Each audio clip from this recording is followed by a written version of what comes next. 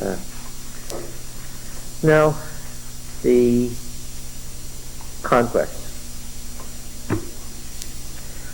What is wrong with the fundamentalist view of the conquest? Well, they picture that one bloody massacre that God's a vengeful God. There's nothing that more characterizes the popular concept of the God of the Old Testament than the conquest. Right? You can have all the beautiful psalms about God's grace, but what do people point to when they say Jehovah of the Old Testament, the bloody, vengeful God of the Old Testament? What do they point to? They point to the book of Joshua and the conquest. So we have to go real carefully here. Right? That's why I spent so much time on it. The fundamentalist view of the conquest assumes two things. Number one, that all the Canaanites were to be annihilated. That is not what the book of Deuteronomy says. That's the assumption, that all the Canaanites were to be annihilated, and that in fact they all were annihilated. Number one. And number two, this happened very fast. Israel went west, boom, boom, boom, they were up the top. They went south, boom, boom, boom, they conquered the south. And they went north, boom, boom, boom, they conquered the north, and it was all over. And all there was smoking ruins and dead Canaanite children. Okay? In fact, a lot of fundamentalists assume that miraculously long day means that Joshua conquered the whole southern half of Palestine in one day. Well, that's a pretty good walk, huh? That gets you tired at the end of the day. It talks about him laying siege to cities. And this is one city after another on the coastal plain, laying siege. And this was all done in one day. What's the purpose of a siege? To starve them out, that's right. Well, we'll spend an hour and a half starving them out here, then we'll go on to the next place. Yes. As we've noted, Joshua 12 contains a list of the 30 traditional city-states that resisted Israel's attempt to settle in the land. We've also noted that many of these cities had to be reconquered repeatedly over the long period of the conquest. They keep coming up. Debir. How many times did they have to conquer Debir and Hebron and Jerusalem? Joshua 11:18 specifically states that Joshua made war a long time with all those kings, referring to the 30. A long time with all those kings. If we say Joshua was 25 when the Exodus occurred, then he made war with those kings for 45 years. Okay? Why did it take 45 years? That's not a series of miracles, is it? Yeah. Joshua made a war a long time with all those kings. There was not a city that made peace with the people of Israel except the Hivites, the inhabitants of Gideon. They took all in battle. There's no effort here to make it seem that the conquest was short or simple. The royal cities who are mentioned in the narrative of Joshua are all there because they resisted Israel. What is interesting is that the narrative passes over in total silence the fact that the great bulk of the inhabited areas of Canaan were either not conquered or were absorbed into Israel with no fight at all. You remember that the population was of the same Amorite stock in general as Israel, so there was no racial rivalry.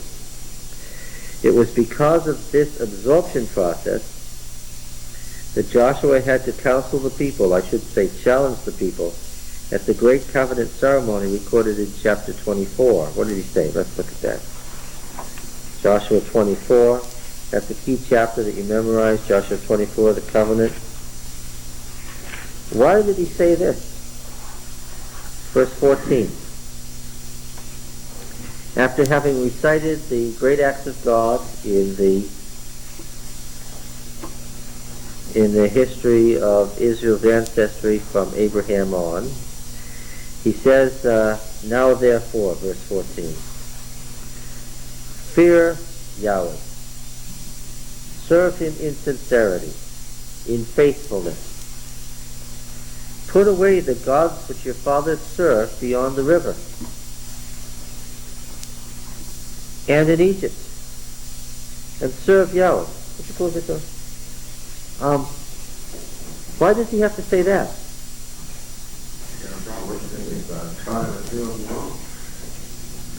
Well, now, who is it that's serving the gods that they serve beyond the river and in Egypt? No, you're missing the point badly. Who? The new Israelites. He's challenging them to become monotheists and serve Yahweh, the God of Israel alone, if they want to enter into the covenant. They're about to make a covenant. He asks them whether they want to make this covenant. And he tells them, if you make this covenant, the rule is, what? You've got to put away all those ancestral gods and serve Yahweh alone, the God of Israel. That's Israel's way. Now remember, polytheism said what? You can have all these gods and do what? You can add another one, that's not a problem. But this was a new thing he was challenging them to do. This isn't the folks who came in across the river, who brought the 12 stones with them and lived with him at Gilgal. That's not who he's talking to. Who is he talking to? This great, yes. All right. Choose this day whom you will serve, whether the gods that your fathers serve. I want to remind you that the book of Joshua to this point has never once indicated in any way that idolatry was a problem for the generation of Joshua. And it's not the generation that came into the land that he's referring to. He's referring to the new Israelites, the babes, the converts. Put away the gods your fathers served beyond the river in Egypt. Serve Yahweh. And if you be unwilling to serve Yahweh, choose this day whom you will serve. Whether the gods your fathers served in the region beyond the river, or the gods of the Amorites in whose country you dwell. But as for me and my house, we will serve Yahweh. Then the people answered, Far be it from us that we should forsake Yahweh and serve other gods.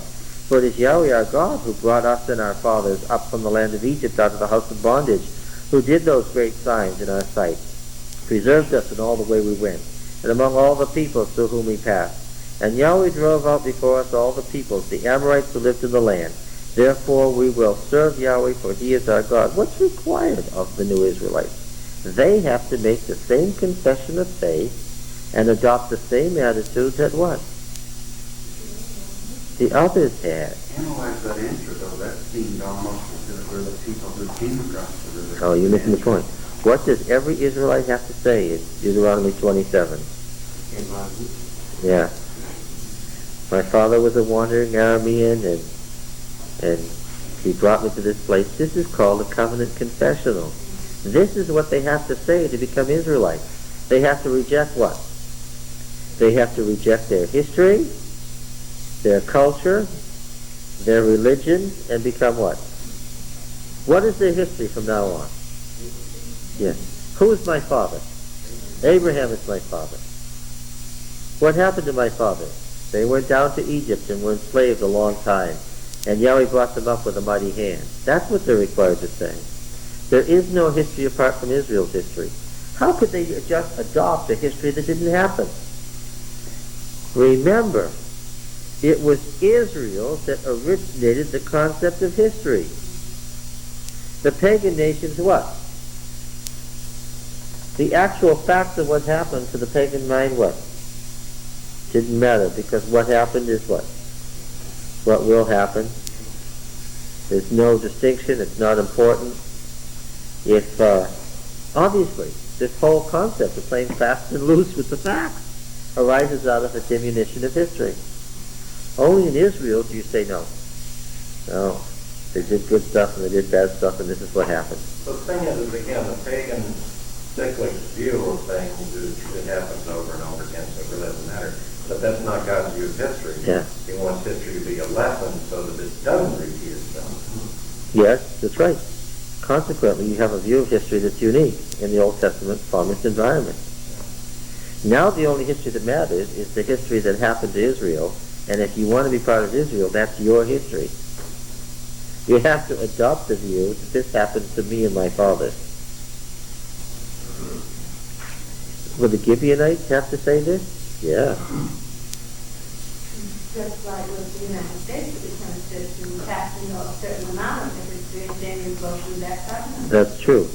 The difference is that you would still say, I'm a Yugoslavian and this is what happened to my great-grandfather.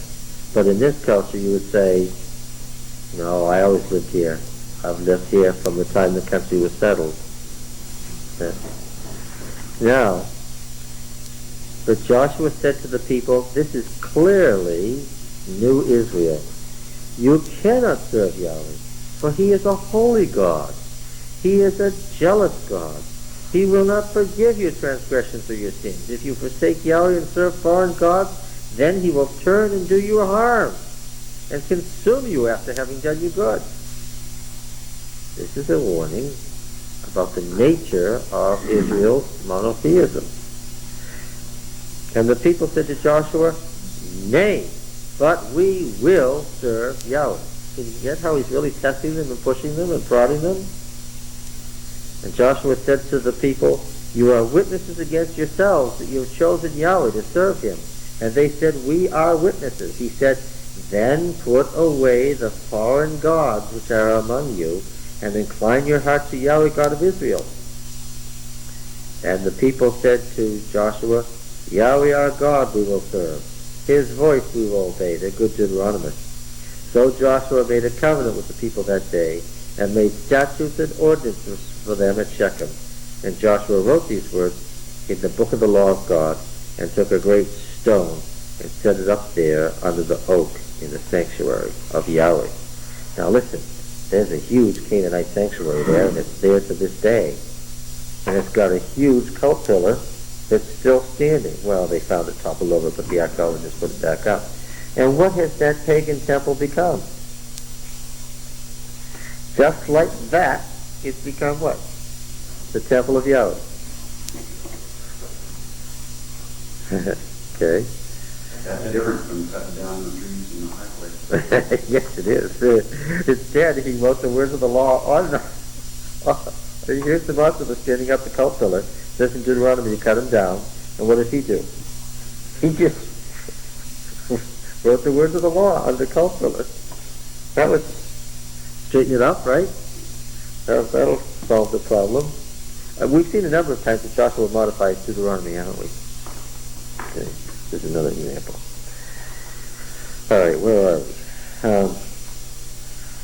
It was because of this absorption process that Joshua had to challenge the people in the way he did in Joshua 24.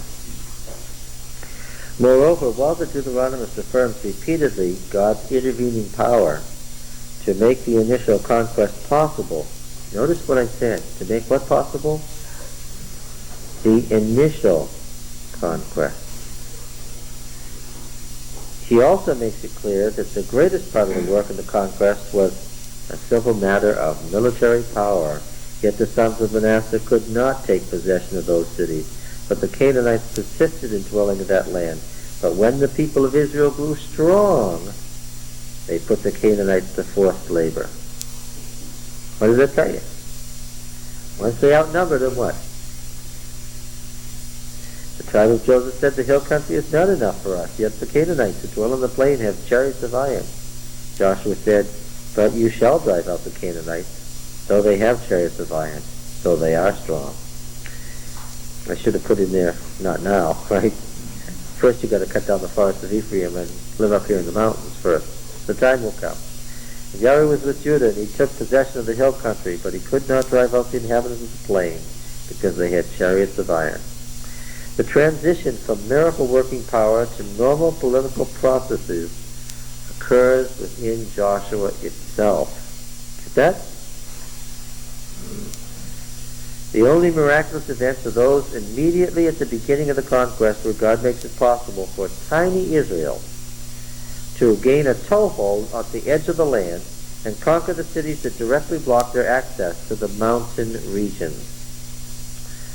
The famous summary statement in chapter 21, verses 43 to 45, we'll see that momentarily, only makes sense against this background of God's intervention to help them get initial access into the land and then apportioning it out to them.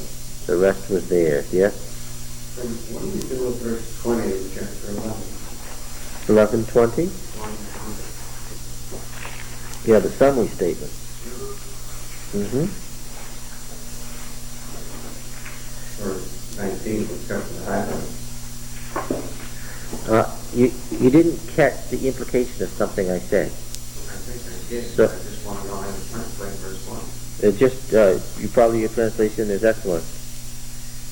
For it was Yahweh's doing to harden their hearts. Who's the there? That's one city. No? Which kings? All. Which all of them? 30 cities. The 30 ones that are going to be listed in chapter 12. Every city that's mentioned in the narrative is mentioned because it resisted. That's how it got in there.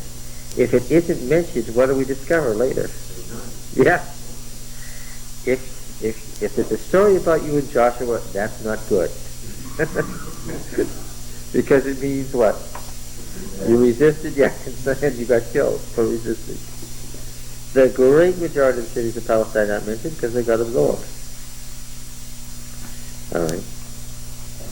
And then the they that verse is then listed in great detail in chapter 12, all 30 of them. Yes.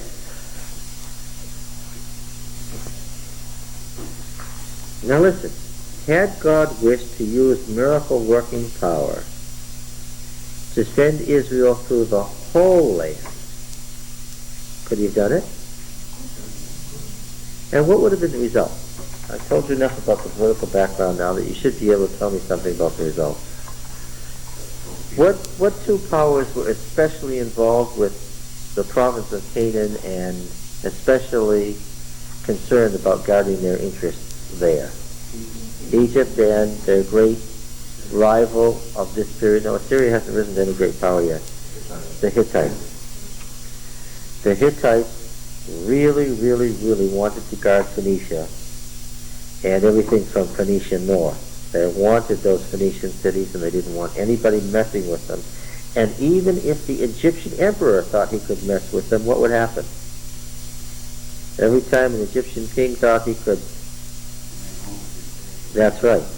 Right. Now the Egyptians were willing to let the Hittites have Phoenicia. But everything south of the Via Maris, after you've crossed the Jezreel Valley and the Carmel Ridge and you're going along there, it was part of the Egyptian Empire. And what? Anybody who involved themselves with that area, what happened? With the exception of Amenhotep IV Akhenaten, who's his own story. He's his own story. Entire books have been written about the Amarna age.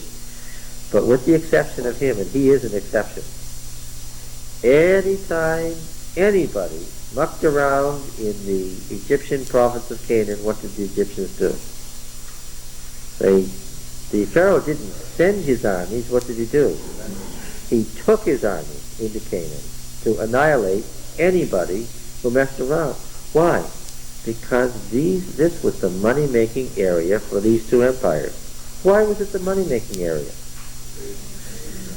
Because it was where all the commerce had to go. Control those roads, that's where all the money and goods comes from. And it's a physically fertile area, too. Yeah. Yeah. And of course all the stuff produced in the hinterland went out to the coast and was moved through those Phoenician cities and up and down those roads. So, God could certainly have sent Israel successfully against all the cities of Palestine. And what would have happened? There instantly would have been a world war. Because the entire Egyptian empire and the entire Hittite empire would have been drawn into it. Could God have won with little Israel? Sure, if he wanted to annihilate the human race. But if God wanted to annihilate the human race, he didn't need Israel to do that. Right? That's what the flood was. He could have just, suddenly everybody was dead, if that was his purpose. And how would that have turned out? All the other worlds would have thought in just like the fundamental. Yep, that's right. That would have been a universal fundamentalist view, huh? Yeah. He had. There's no evidence that it needed to be done. Right? Now then, what also would have been the effect on Israel if, because you were a member of a particular family or race, you annihilated everybody else? Would we have a little bit of a problem with the view that if you're in this race, you live, but because you're in this race, you murder everybody else? We'd have God play the role of Adolf Hitler, right? I mean, it's just unthinkable, and that's exactly the picture that's presented. There's suddenly choice, which is the whole issue in the great controversy, is not operable. Do I get a choice here? What's the answer? No, you're dead. But I'd like to choose your side. No, we're going to suspend freedom of choice this time and kill you. Right? One has to assume that if the prostitute said, I'd rather not be killed by you people, that the king of Jericho could have said what? Is there something I can do here to avoid what's about to happen? The reason he didn't say that was he didn't think anything was going to happen. Right? And what's interesting was she did think something was going to happen. Based on prior evidence, she said, I know you're going to destroy this place. What's that called? What's that quality called? You respond to God a certain way because of prior evidence. What's that called? That's called faith. Yeah. Okay. What about the effect on Israel itself? If you murder everybody, irrespective of choice, you don't give them any chance at all, what would that tell them about God, and what kind of people would that make them? Well, yeah, they become a race of mass murderers. That'd be a highly spiritual people. They've been as hard-hearted and cold as the Nazis, absolutely. Is that the effect God wanted to have on them? Would the land ever have reached its full economic potential? Remember what Aharoni said. Because they were forced into the mountains, what happened? Something that never happened before happened in Palestine. The whole land was developed economically. Since they couldn't go down into the valleys and had to make their living in the mountains, what did they do? They cleared the mountains and made it work. And that made them strong enough to do what? And then they had a uniform population over the whole land, with the whole land producing, and then what? And then they got the blessings of wealth that was promised. What would have happened if, in fact, God having given them the land, they didn't have to do anything at all? God will do it. Well, then you don't have any. Then you just have lazy, hard-hearted, and dangerous people. God would have replaced the Canaanites with the people that were a lot worse. Would this have been wise? Obviously not. All right. Now then. Now about the Israelite League. God, I'm so glad you're here. If you read these chapters in Joshua that I asked you to read with any care, you notice that when God allotted the land, two things appear in the narrative: borders and city lists, and they're quite distinct. You've got a border that goes from here to there to there to there to there, and turns around there and comes around this way, crosses over here, goes up through this, crosses the slopes of that mountain range, and so forth. Comes back to the beginning. That's a border. The cities were da da da da da da da da da da da da. That's a city list. Not a very high concept, is it? Now, when we look, how many border lists do we find? There are 6. 6 tribes get borders. Other tribes don't get any borders. Why? Now, where are the borders? Well, Ephraim is mentioned in Joshua 16, verses 5 to 10. So only 6 tribes will actually have borders. Now, I want to say something about the border description so that you'll understand. These border descriptions are abbreviations of state records. They're shorter than the original border description. The original border description was a list. It wasn't in prose, it was a list. Citing, it was sort of like a deed. You ever seen a legal description on a deed? It goes from point to point to point to point. And it's not prose, it's just a list of points. How far you go, you find that point, then you go to the next point, right? That's what these were. Now how do I know that? How do I know that these lists are abbreviated? Well, some of them are long and detailed, and some of them are real short. How do I know the ones that are real short are abbreviations and longer ones? Yes. Some of them are in common. And when I go and I look at the common boundaries and I read them in one tribe and the other, I find that in between the 6 points that are mentioned in one tribe's list, I have 7 additional points mentioned in the other tribe's list. Did they write it that way originally? Or is the longer one, has it got additions in it? Or has the shorter one got deletions in it? Well, I know which the case is. As I look at the Deuteronomist, I notice that the more detailed the border list, the closer you are to the south. And by the time you get to Benjamin, which was just one of the smaller tribes in the north, Benjamin's borders are really, really detailed. Now, why would that be? Well, I remember now the Deuteronomist was writing in King Josiah's time. Josiah was trying to take over the north, but Benjamin was by then, and had been for a long time, part of the kingdom of Judah. The kings of Judah had conquered Benjamin and put their border north of Benjamin, and Benjamin didn't fall when the state of Israel fell. Well, no wonder he's interested in the boundaries of the tribe of Benjamin. In his day, the boundaries of the tribe of Benjamin were within the southern kingdom and boundaries of Judah. While Josiah was trying to reconquer Galilee and so forth, he was trying to conquer the whole deal, all of the north. Did Josiah care what the old tribal boundaries were? No, because they had redistricted long since anyway. These tribal boundaries are from what period? When would it be that the tribal boundaries were important? When and only when? Not in Moses' day. In the time of the judges, right? Not in Solomon's day. Why? Solomon redistricted the whole thing. So, these boundary lists for the tribes come from what period? They've got to come from the time of the judges. Now, how do I know that they were just lists? Just plain lists from state records written in the normal shorthand of legal documents? Because the same points are mentioned in more than one tribe.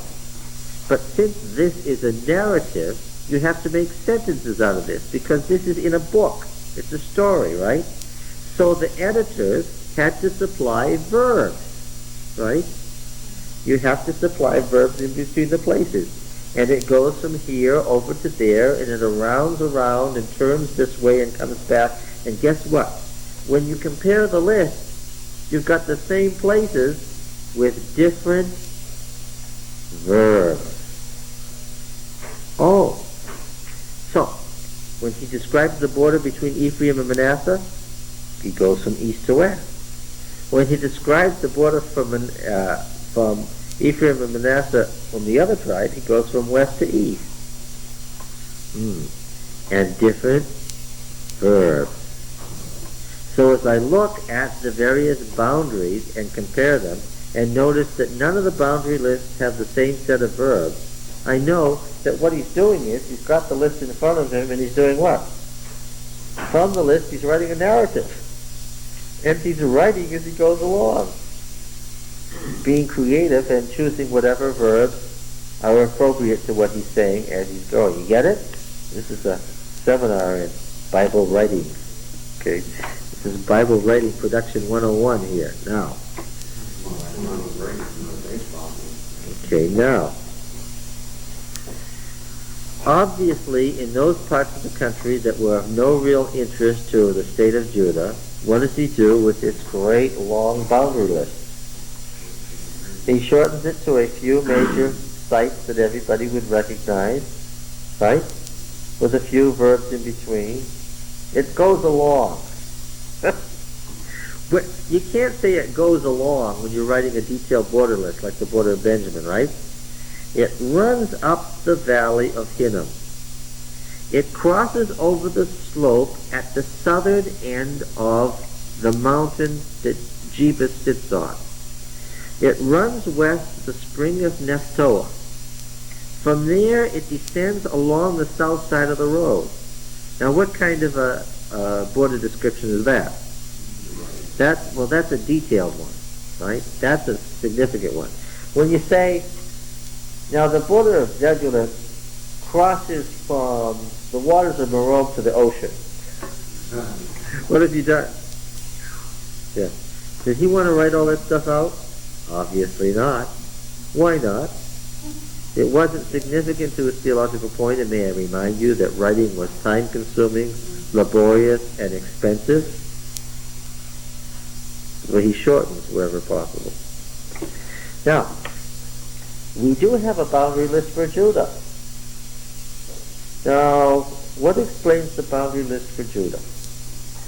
When I read the boundary list, what do I discover? I mentioned this before. It's not really a boundary list of the tribe of Judah. It doesn't distinguish the tribe of Judah, say, from the tribe of Simeon, or where the Calebites live. Or, you understand? It gives the outline of the whole southern part of Palestine. And what is called the boundary of Judah here is really what he has already listed as the outside boundaries of Canaan. Okay? So now he's got to have four sides. He's got, along the Dead Sea and the Arabah, the boundary of Canaan. Along the southern Negev, along the wilderness of Paran, where Kadesh was, he's got the boundary of Canaan. Goes to the brook of Egypt and goes up the Mediterranean coastline, he's got the boundary of Canaan. Now he's got to produce an internal northern border for Judah, right? And I'm saying that, you can tell what I'm saying is that Judah did not originally, in this stuff that the prophet is working with, did not have a boundary list like the list that he's working from for these 6 tribes. What did he use for the northern border of Judah? Well, that's easy. The southern border of Benjamin.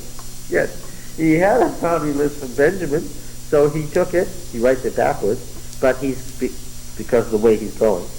But he's got, just at the northern border of Judah, he's got the boundary list from Benjamin.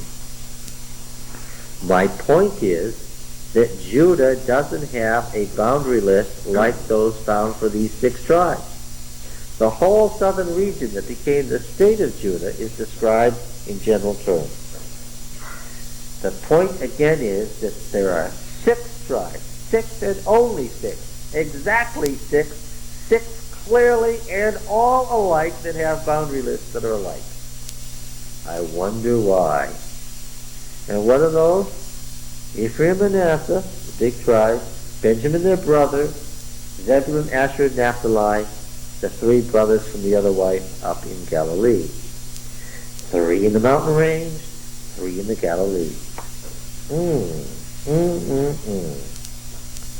Whatever happened to Dan and Issachar and poor Reuben, who got lost over near the River Jordan a long time ago? Now these 6 tribes are also the 6 tribes that are mentioned where? The history of these 6 tribes opens the book of Judges. This list is the list. This is Ephraim couldn't drive out Dedah. Manasseh couldn't drive out Dedah. Benjamin had to conquer Bethel, but he couldn't conquer the western cities. Zebulun couldn't conquer this. Asher couldn't conquer. Yes, it's the same group. This is not an accident. These 6 tribes are singled out for special detail. There are records that are special to these 6 tribes only. What does that tell you?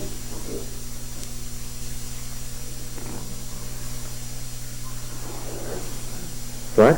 What does that tell you about these 6 tribes? These 6 tribes are treated in greater detail. Their boundaries were recorded in great detail. Their records were kept in great detail. From the time of the judges, when these boundary lists were important, They had more records in the time of the judges than the other tribes. They were the biggest tribes and the richest tribes. What does this tell you about these 6 tribes? They make up the Northern Tribal League. They are Israel.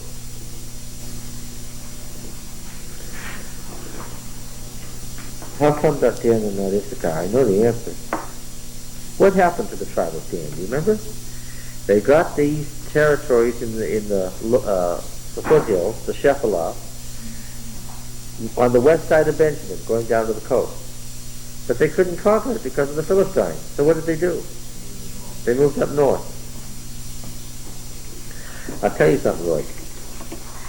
If you've had your land parceled out by lot before the Lord, and you can't conquer your land, guess what happens to your standing in the tribal league? You don't get to be counted as a tribe. Look at poor Issachar down there in the Jezreel Valley. Well, we all know there was Megiddo and Taanach and Bethshan and all those big cities with their big iron chariots down there. What does Issachar mean again?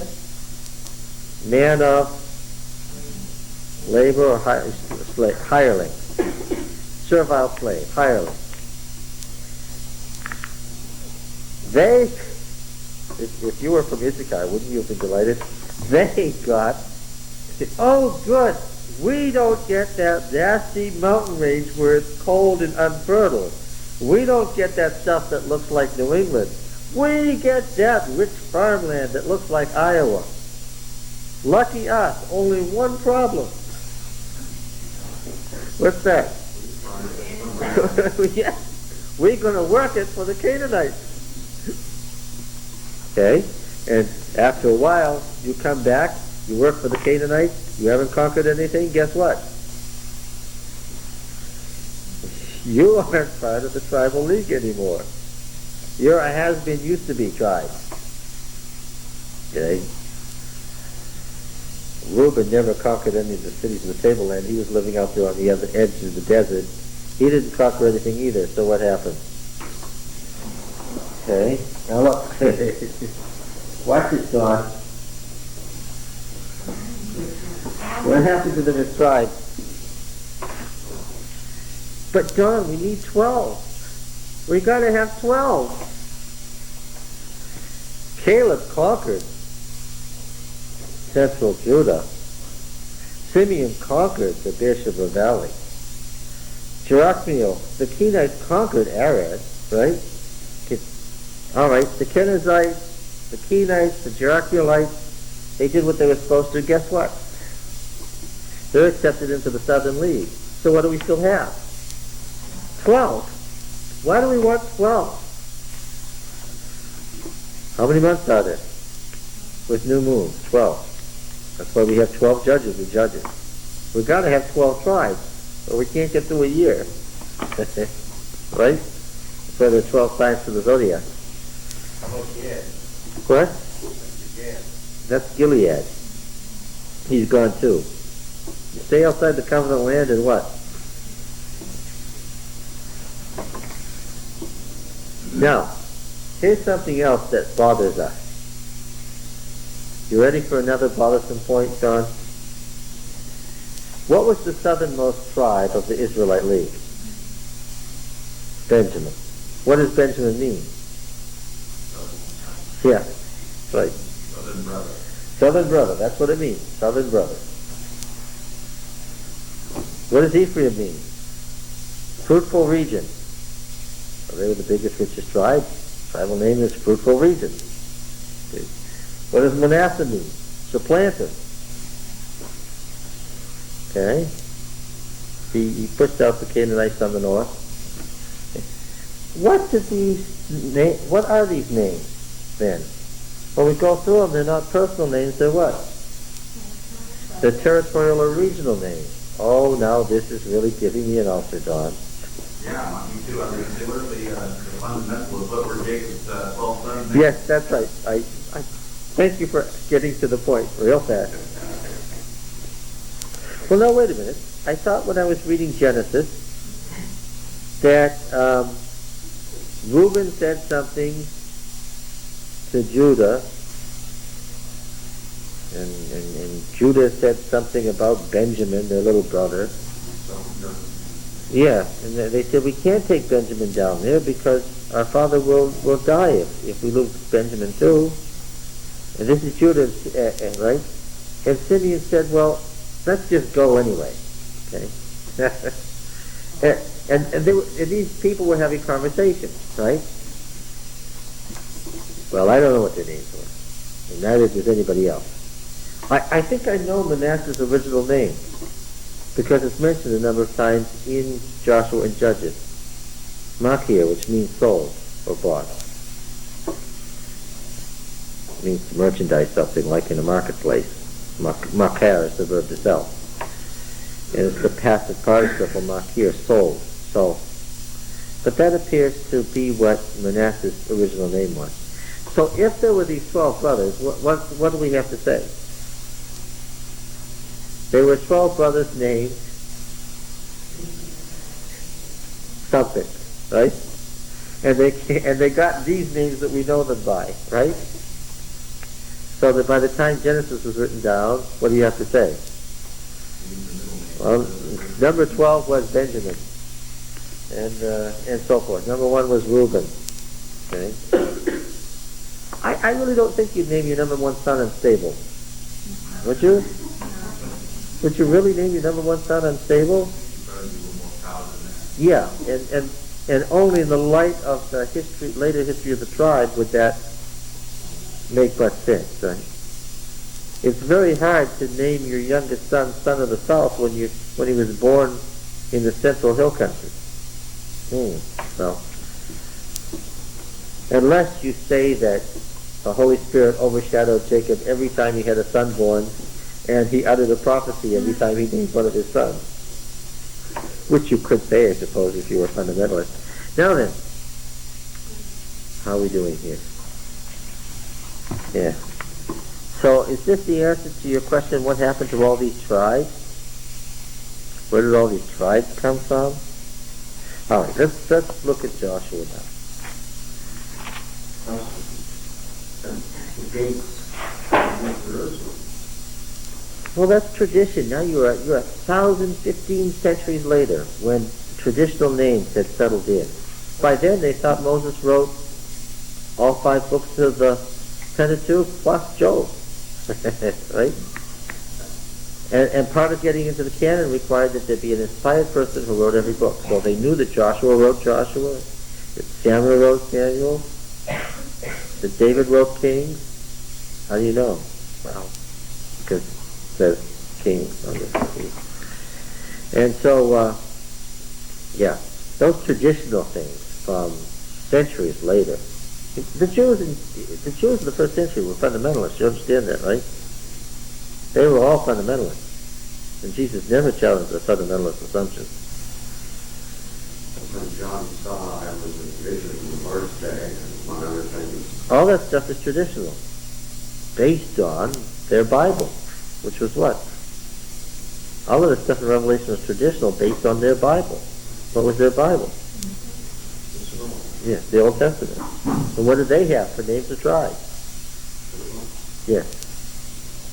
Yeah. They weren't interested in ferreting out the original nature of the tribal league and the changing status of tribes. Nobody asked that in the first century. That would be a good way to get yourself stoned. What always points up to, and a lot of it, is that it isn't the details that is of any interest at all to the theology. That's true. It's only incidental to the message.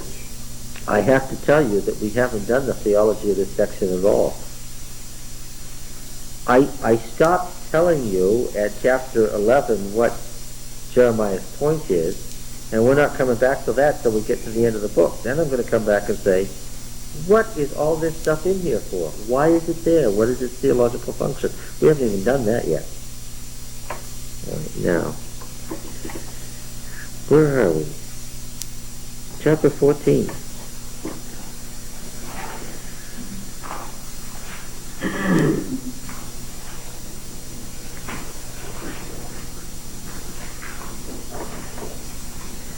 These are the inheritances which the people of Israel received in the land of Canaan, which Eleazar the priest and Joshua the son of Nun and the heads of the fathers' houses of the tribes of the people of Israel distributed to them. Sounds like a beginning, doesn't it? Sounds like an introduction. Their inheritance was by lot, as Yahweh commanded Moses for the 9.5 tribes. For Moses had given inheritance to the 2.5 tribes beyond the Jordan, but to the Levites he gave no inheritance among them. The people of Joseph were 2 tribes, Manasseh and Ephraim, and no portion was given to the Levites of the land, but only cities to dwell in, with their pasture lands and their substance. The people of Israel did as Yahweh commanded Moses. They allotted the land. He's trying to explain how you end up with 12. You subtract Levi and divide Joseph into Ephraim and Manasseh. 12 is really important to them, you see. And then here's a section from Judah, which really should be over in chapter 15. It stands as a separate little story. It's been inserted in here because he wants to talk about Judah. The real continuation of this paragraph, the real next verse is where? These are the inheritances which were by lot. What's the next verse? 15:1, yes. The lot for the tribe of the people of Judah, according to their families, was. And he's inserted in front of Judah the story about Caleb. All right, let's see. This is a story about Caleb, and it stands on its own. Now, don't translate it as then. That's because they're in a running narrative. See it as an independent story. Now the people of Judah came to Joshua at Gilgal. What is that? What is that? Once upon a time. This is an independent little story. And this is doubtless a story that was passed down in the sanctuary of Hebron. Now the people of Judah came to Joshua at Gilgal. And Caleb the son of Jephunneh, the Kenizzite, said to him, "You know what Yahweh said to Moses the man of God in Kadesh Barnea concerning you and me.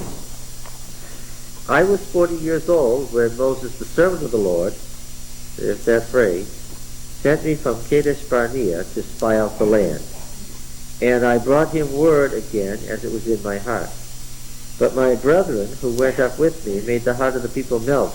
Yet I wholly followed Yahweh my God. And Moses swore on that day, saying, Surely the land on which your foot has trodden shall be an inheritance for you and your children forever, because you have wholly followed Yahweh my God.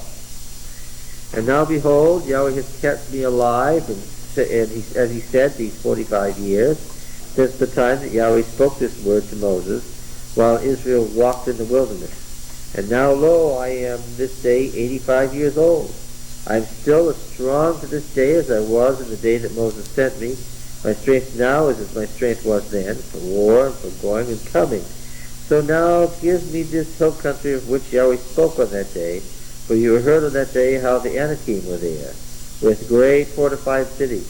It may be that Yahweh will be with me, and I shall drive them out, as Yahweh has said." The Anakim, the giants, the remnants of the pre-flood race, remember? Then Joshua blessed him, and he gave Hebron to Caleb the son of Jephunneh for an inheritance. So Hebron became the inheritance of Caleb the son of Jephunneh the Kenizzite to this day, because he wholly followed Yahweh the God of Israel. Now the name of Hebron formerly was Kiriath Arba, the fortress of Arba. This Arba was the greatest man among the giants, and the land had rest from war. We've seen that several times. What is, and the land had rest from war. And they lived happily ever after. See, there's a whole story there. A whole nice little story. Didn't you like that story? That was a Sabbath afternoon story hour story. Okay? And you can see these little independent pieces or units. First, I don't differentiate between Caleb and Canaan, but there in this verse. Oh, yes.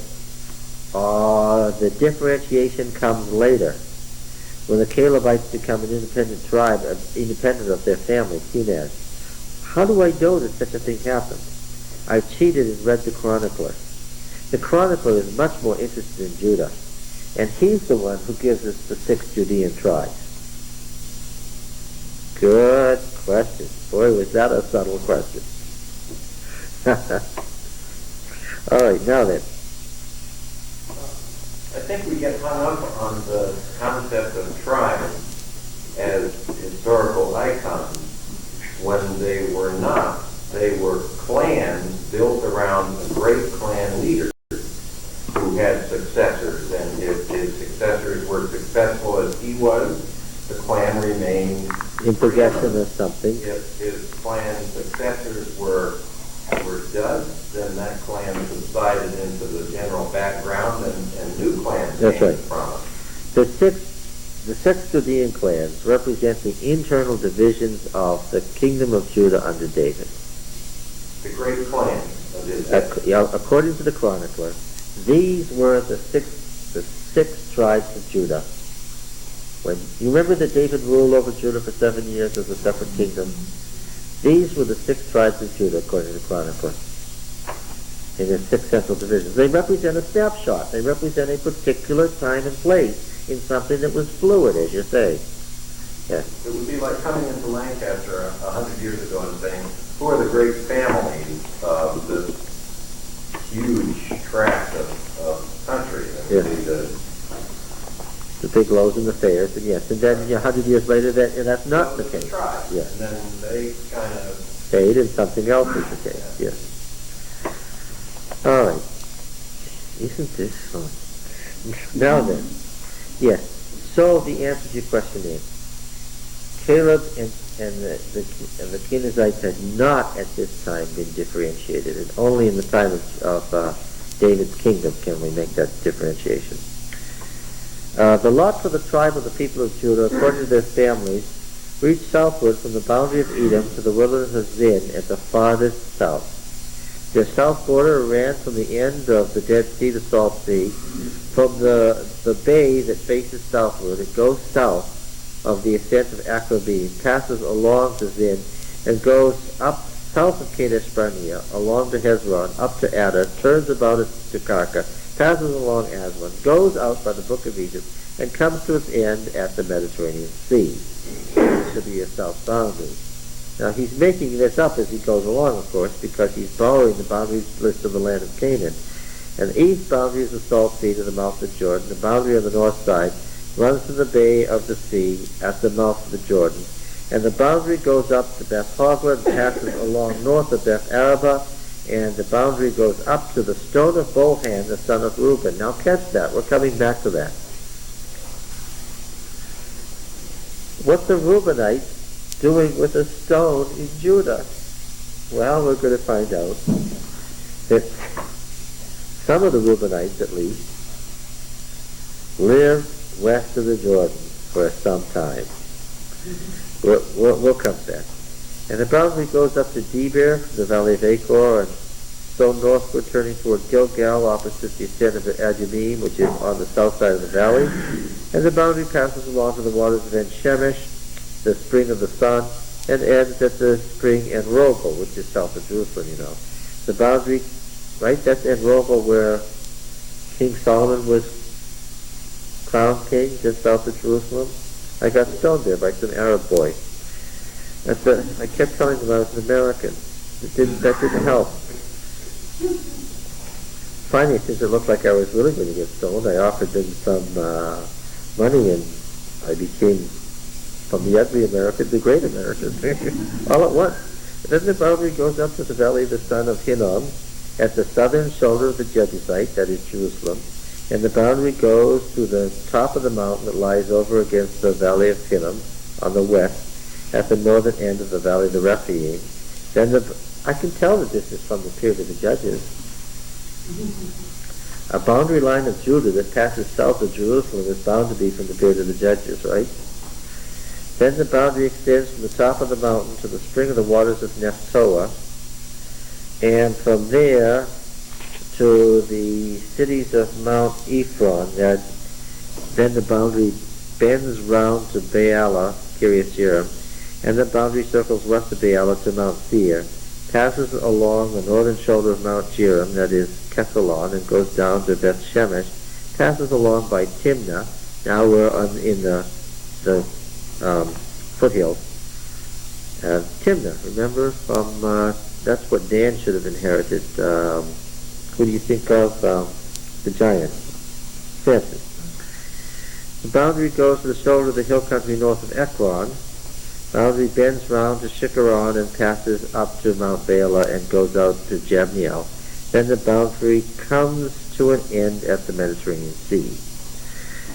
And the west boundary was the Great Sea with its coastline, the boundary round about the people of Judah.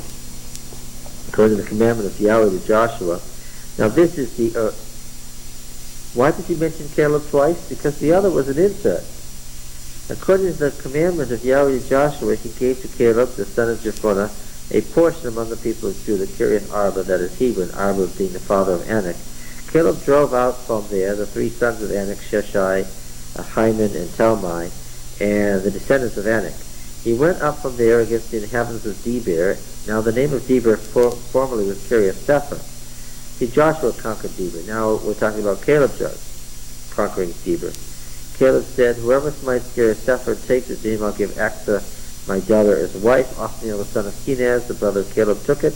He gave him Achsah, his daughter, as wife. When she came to him, she urged him to ask her father for a field. She lighted from her ass, and Caleb said to her, what do you wish? She said, give me a present since you sent me in the Negev, the southern desert.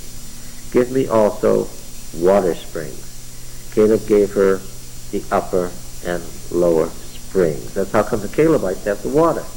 Now I can tell, if the Calebites got the water in the desert, what's going to happen? They're going to become the powerful ones. Yeah, because they're going to sell the water. This is fun. Now then, the other cities of Judah. This is the inheritance of the tribes of the people of Judah according to their families. The cities belonging to the tribes of Judah in the extreme south toward the boundary of Edom were. And this is a city list. How do you spot a city list? When it says these are the cities and it lists a bunch of them, that's a city list. Now, first the extreme south, then in the lowland, verse 33. That's the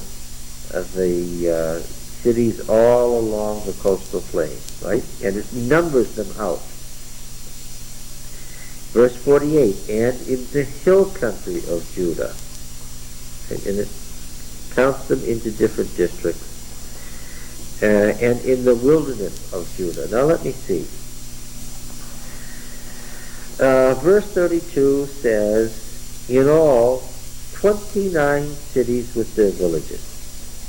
Now, do you think there were 29 cities with their villages when this was apportioned to the tribe of Judah? Let's continue. Verse 36. 14 cities with their villages. What are cities again? Walls. Right. 14 cities with their villages. Verse 41 says 16 cities with their villages. Verse 42 says 9 cities with their villages. 43. 44, yes, okay. Can't read now here. Verse 46, all that was by the side of Ashdod and Ekron with the villages, okay? Verse 47, the Great Sea and its coastline, so forth, the division, right? Ashdod, the towns and villages. Verse, what's the next one? 51, 11 cities and villages. 54, 9 cities and villages. 57, 10 cities and villages. 59, 6 cities and villages. 60, 2 cities and villages. And 62, 6 cities and villages. See, I was going like this. I don't know if you were watching. I was going like this. And then I had to do it again. And then I had 2 more. How many divisions do we have? 12. When do you suppose 12 was important? When would Judah have been divided into 12 districts? During the empire. Well, I would have expected it to be divided to 6 during the empire and 6 from Israel so they could be equal, making 12. You got the Philistines, you got Canada. Yeah, but those are, Include those as the main number. but they are included here. The coastside cities are here. Yeah. Well, what period are you saying?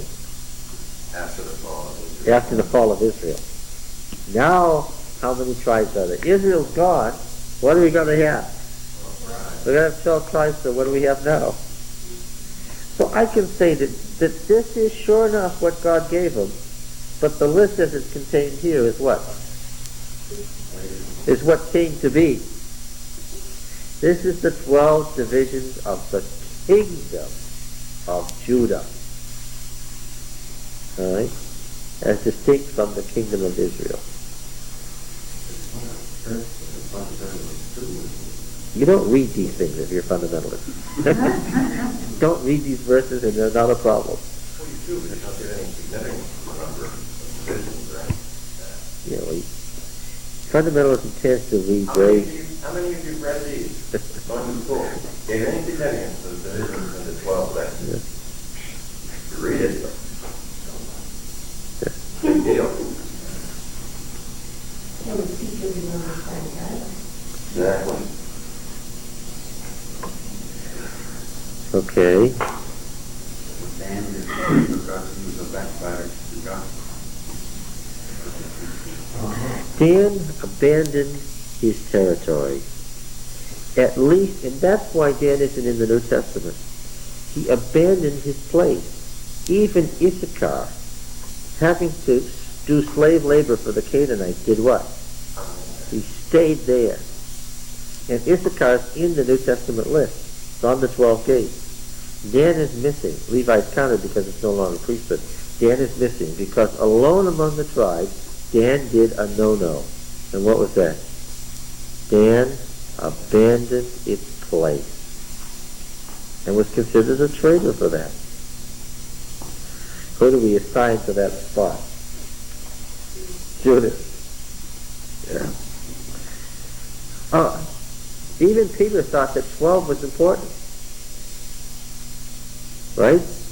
When Judas was dead, and in the 10 days between Christ's ascension and Pentecost, he said what?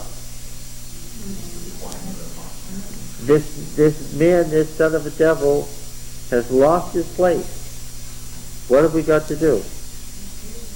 We've got to choose someone who was an eyewitness with us from the beginning and fill in his place.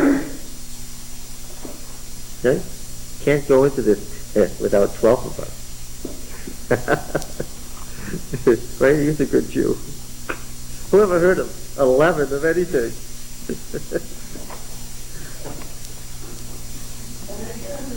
Okay, now chapter 16. The allotment to the descendants of Joseph.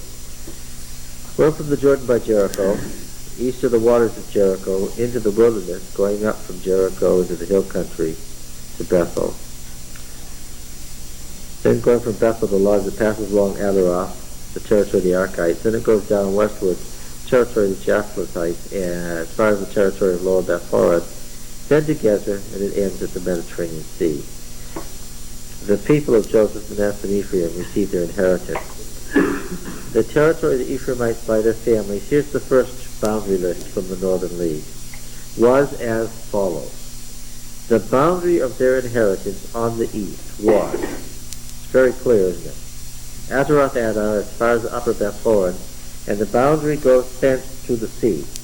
On the north is Mikmethath, then on the east the boundary turns round toward Taanath Shiloh and passes along beyond the east to Genoa. We have a good map that you can consult that shows the tribes. The tribal boundaries. There's this great map, a whole section of maps on this stuff here. Everything leading up to map 72. Map 71 has the borders of the tribal territories, and map 72 has the borders of the tribes of Galilee. These are really great. So look at all the maps. Notice the high and low dates of the Exodus in there. You'll see that he has things reversed according to our understanding. But look at all the maps up to and including map 72. Is that Macmillan? Yes, in the Macmillan Atlas. Yeah. Let's see. Passes along beyond it to the east of Genoa. Then it goes down from Genoa to Adarah, to Naarah, and touches Jericho, ending at the Jordan. Now, again, I would say that this was at a time when Jericho had been rebuilt. Jericho was treated as a city. Remember, it was not rebuilt for a long period. From Tapua, the boundary goes westward to the brook Canaan and ends at the sea. Such is the inheritance of the tribe of Ephraim by their families, together with the towns which were set apart for the Ephraimites within the inheritance of the Manassites, all those towns with their villages. However, they did not drive out the Canaanites that dwelt at Gezer. What were the three great cities of Palestine, the three huge cities? The three great fortress cities? Gezer, Megiddo, Hazor. Can you remember that? And it's noted in the Bible that, of course, the tribes couldn't conquer any one of those cities. There wasn't a chance in the world, unless fire fell from heaven, that those cities could be conquered. All right. So the Canaanites that dwelt in the midst of Ephraim to this day, but have become slaves to do forced labor. Do you remember how Israel finally got Gezer?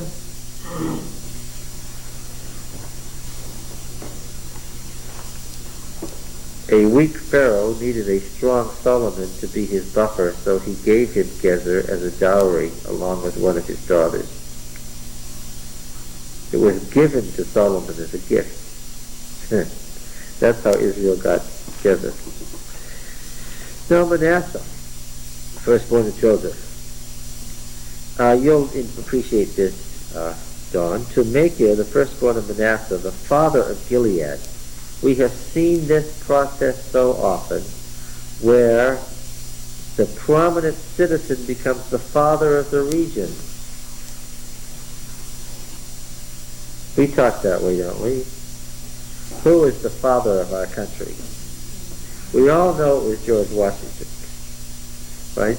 He's the greater George, and George III was the lesser George, right? Yes, the father of our country. Machir, the son of Manasseh, was the father of Gilead. Gilead is a region. Oh, now I'm beginning to get a headache again. I thought Gilead was just the long form of the name Gad. Yes, we find that Reuben, Gad, and Manasseh lived in each other's territory in Transjordan.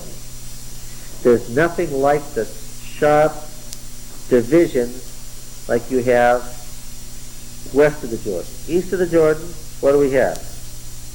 We have the Gadites and the Machirites, the Manassites, and the Reubenites. Except the Reubenites were so few, and they were stuck down along the edge that we don't even treat them by the time we get to Judges.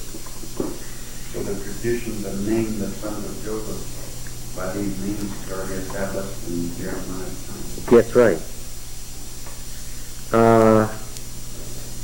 The father of Gilead were allotted Gilead and Bashan, which is the northern upland, flat tableland, because he was a man of war.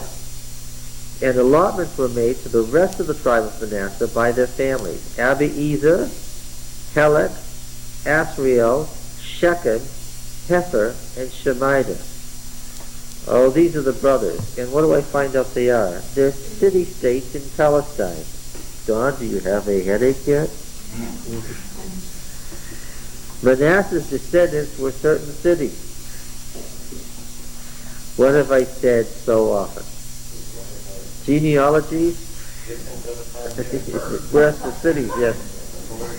Genealogies are expressions of politics and economics, not biology.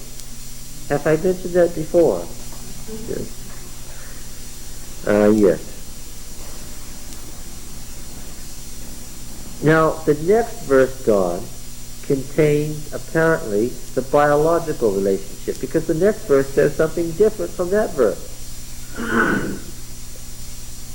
Now, if I was a fundamentalist, I would have to admit to an error here in the Bible. Because if I was reading these as a straight genealogy of biology, I'd be stuck, because it says two different things in verses 2 and 3. But I'm not stuck. Verse 2 represents the political fact, and verse 3 represents the historical fact. Now, Zelophehad, the son of Epher, the son of Gilead, the son of Machir, the son of Manasseh, had no sons, but only daughters. That's a straight line, not a segmented genealogy. And a straight line genealogy determines legal inheritance, not necessarily biological inheritance. A straight line genealogy determines legal inheritance, not necessarily biological inheritance. Jesus was the son of Joseph. I know because it says so in the genealogy. And what does that tell me? Legal heir. Yes, Jesus was Joseph's legal heir.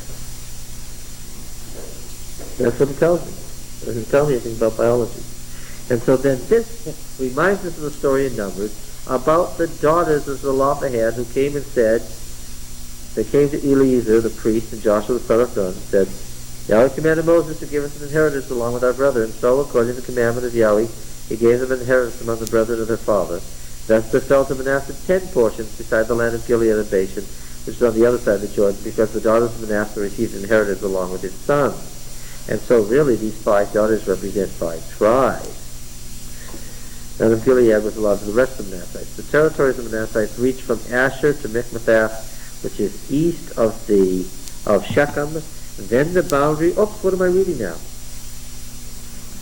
Beginning at verse 7, what am I reading?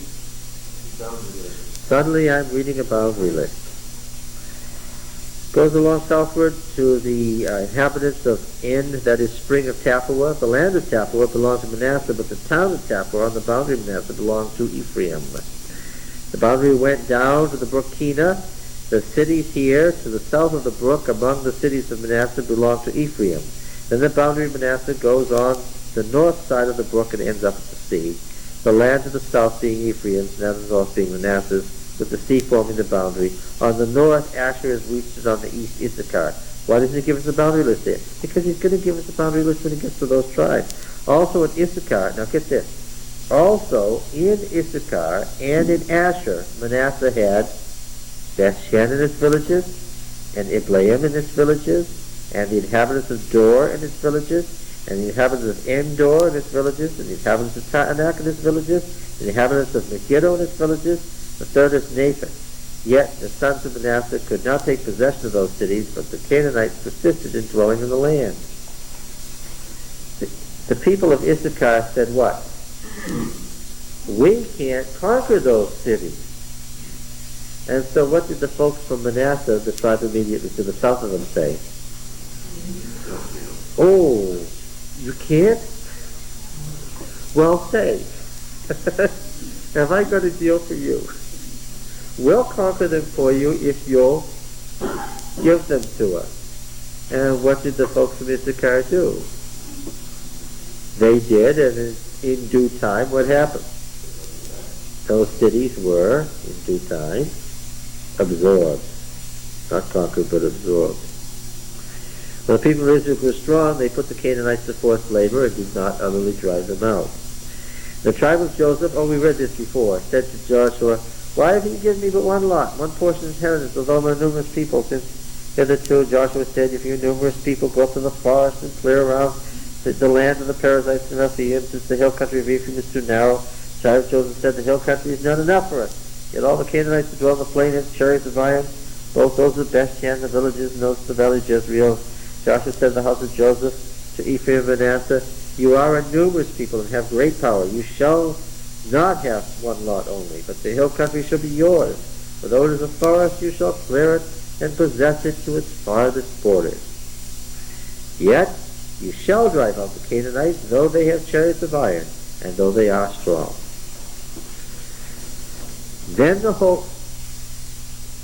the Lord has been casting lots here for the tribes, and now we're getting the setting. Then the whole congregation of the people of Israel assembled at Shiloh and set up the tent of meeting there. The land lay subdued before them.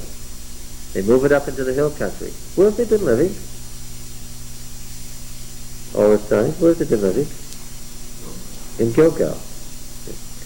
They actually moved now from the Jordan Valley up into the hill country because, of course, the hill country is now theirs. It's subdued. It's safe to do so. There remained among the people of Israel 7 tribes whose inheritances had not yet been apportioned. So Joshua said to the people of Israel, "How long will you be slack to go in and take possession of the land which Yahweh, the God of your fathers, has given you? Provide 3 men from each tribe, and I'll send them out. They may set out and go up and down the land, writing a description of it, with a view to their inheritance, and then come to me. They shall divide it into 7 portions, Judah continuing in his territory in the south, also Joseph in the territory in the north. You shall describe the land in 7 divisions, and bring the description here to me. I will cast lots for you before Yahweh our God. The Levites have no portion among you, for the priesthood of Yahweh is their heritage, and Gad and Reuben, half tribe of Manasseh, have received their inheritance beyond the Jordan eastward, which Moses, the servant of the Lord, gave them." So the men started on their way, and Joshua charged those who went to write a description of the land, saying, "Go up and down and write a description of the land, and come again to me, and I will cast lots for you here before Yahweh in Shiloh." The men went and passed up and down the land, and set down in a book a description of the towns in 7 divisions. Then they came to Joshua's camp at Shiloh.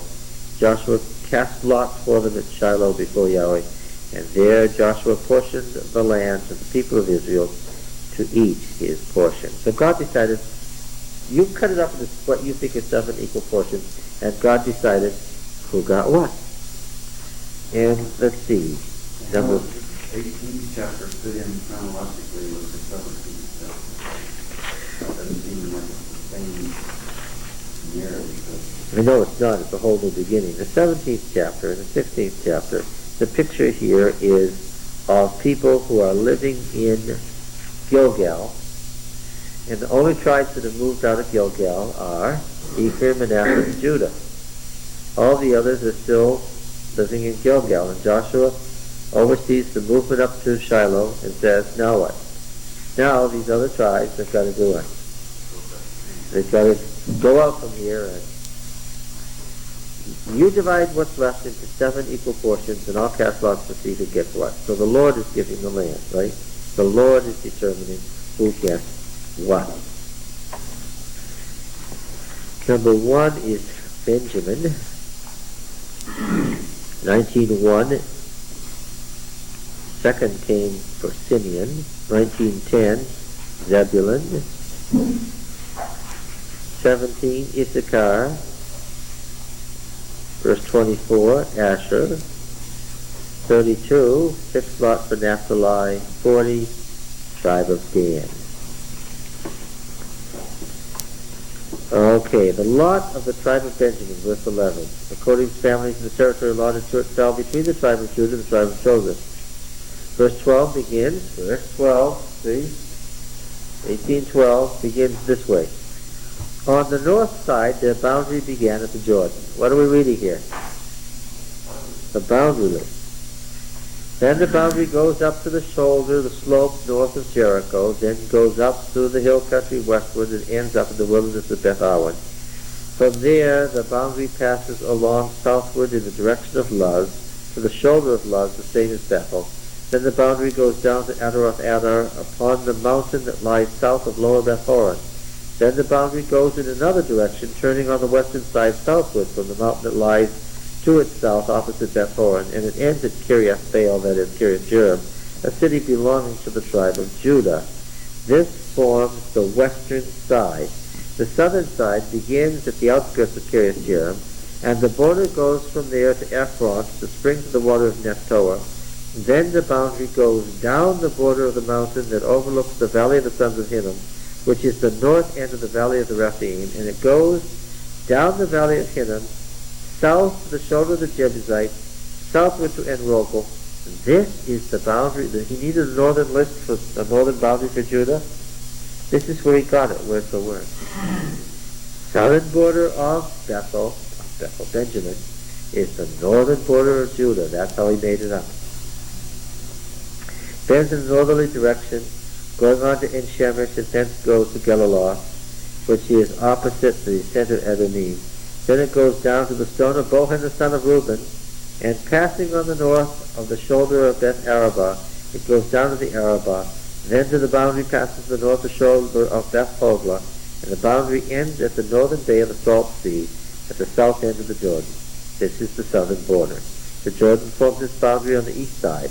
This is the inheritance of the tribe of Benjamin according to families, boundary by boundary round about.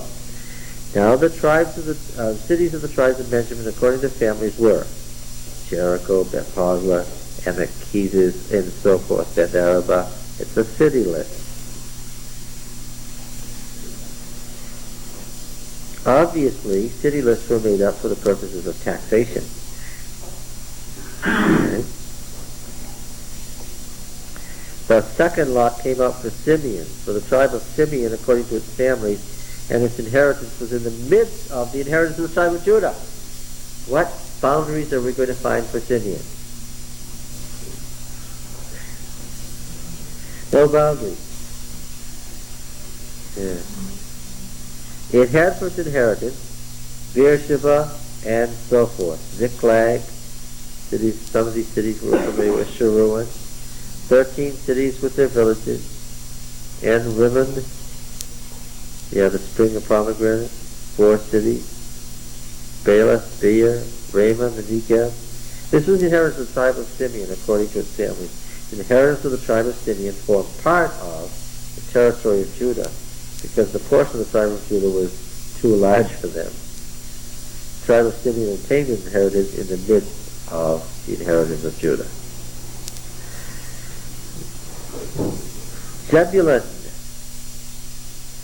The territory of his inheritance reached as far as Sarid. Then the boundary goes up westward on to Mariel, touches Dabasheth.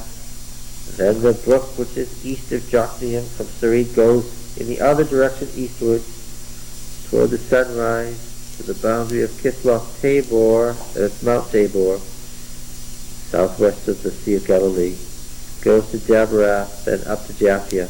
From there it passes along the east toward the sunrise to Gath Hefer, to Ephkazim, and going to Rimmon, it bends toward Nia.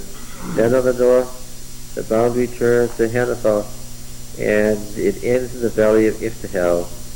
And it just adds cities here. Here he stops the boundary list and just adds and adds the cities right in.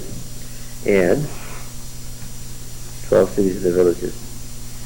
This is the inheritance of the tribe of Zebulun according to families. These cities and their villages. Issachar. Fourth lot came up for Issachar. For the tribe of Issachar, according to its families, its territory included Jezreel, Kephaloth, Shunem. What am I reading here? A city list. Where's the boundary? What? No distinct boundaries. Why? They didn't conquer anything, right? Fifth came out for Asher, according to his family. Territory included Helkath, Haleh, Bet, Akshaph, Alamelech, Armid, Mishal. On the west it touches Carmel and Shihor Libnath. Then it turns eastward, it goes to Beth Dagon and touches Zebulun in the valley of Iftahel, northward to Beth Emek, Nile, and continues to north to Kabul, Hebron, Rehob, that's down in the Jordan Valley, Hammon, Cana, as far as Sidon the Great, meaning bigger Sidon. And the boundary turns to Ramah, touches the fortified city of Tyre. Then the boundary turns to Hosa, and it ends at the sea. And we have cities added. Now this is the tribe of Asher that is along the northern coast, north of the Carmel Ridge, the one we keep running into in the Egyptian sources. Okay? Now, this is not Hebron, the Hebron at the top. No. This is another Hebron. That's a little confusing. It's like people say, where are you from? And I say Lancaster and say Pennsylvania. Yes. There are a number of Kedishes. There are a number of Hebron. There's a lot of Getters and Getteroffs and Gedera, What difference does it make if you only got 20 miles from home? yeah, that's right. Well, that's why they were so many. It's like Burlington, Vermont was named after Burlington, Massachusetts, and so on. As they spread out from where they began, they used the names that they had used before. Yes, that's right. No reason not to. The sixth came out from Naphtali. The tribe of Naphtali for his family. The boundary ran from Hela, from the oak of Nanim, and Adamannekeb, Jabneel, Lekum. It ended at the Jordan. Then the boundary turns westward from Asnaf Tabor, and goes from there to Hukoth, touching Zebulun at the south, and Asher on the west, and Judah on the east at the Jordan. The fortified cities are Ziddim, cityless again, and so forth. Inheritance of Naphtali. And Hazor. He's so, yes. Where is Hazor? Oh, yes, Hazor, yes, is in verse 36. He's very brief here, right? He just doesn't even mention all the borders. He says, he touches this tribe, that tribe, and the other tribe. Dan. Dan was still part of the 12th course, as was Issachar. Zor, Eshtaol, Shemesh, Shalabin, Hezron, Ithla, Elon, Timnah, Ekron, Altika, Gibbethon, Belath. These are all cities on the coastal plain. These are the original. Jehud, Bnei Barak, Gath Rimmon, Mejarkon, Rakon, with the territory over against Joppa. When the territory of the Danites was lost to them, the Danites went up and fought against Leshem, and after capturing it and putting it to the sword, they took possession of it and settled in it, calling Leshem Dan after the name of Dan their ancestor. This is the inheritance of the tribe of Dan according to their families. These cities are their villages. When they had finished distributing the several territories of the land as inheritances, the people of Israel gave an inheritance among them to Joshua the son of Nun. By command of Yahweh, they gave him the city which he asked, Timnath-Serah, in the hill country of Ephraim, and he rebuilt the city and settled in it. These are the inheritances which Eleazar the priest and Joshua the son of Nun, the heads of the fathers' houses, of the tribes of the people of Israel, distributed by lot at Shiloh before Yahweh at the door of the tent of meeting. So they finished dividing the land. And what is that? The end. Where was the beginning of this literary unit? Oh, 18:1. 18:2.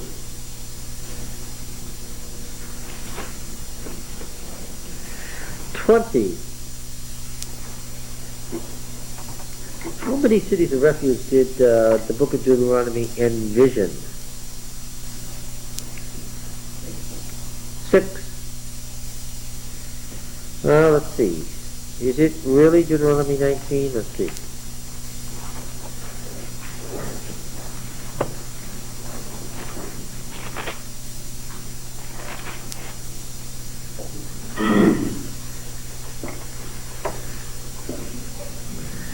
Verse 1. When Yahweh your God cuts off the nations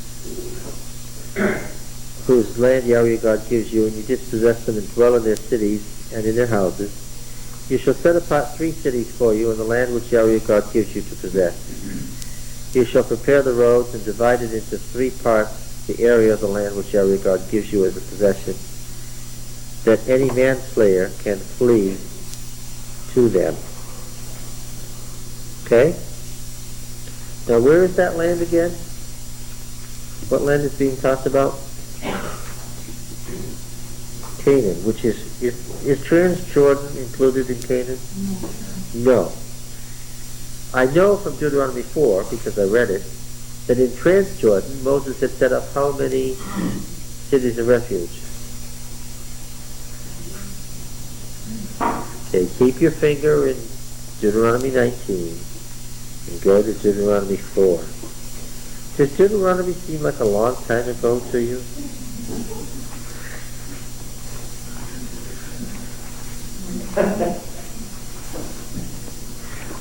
What?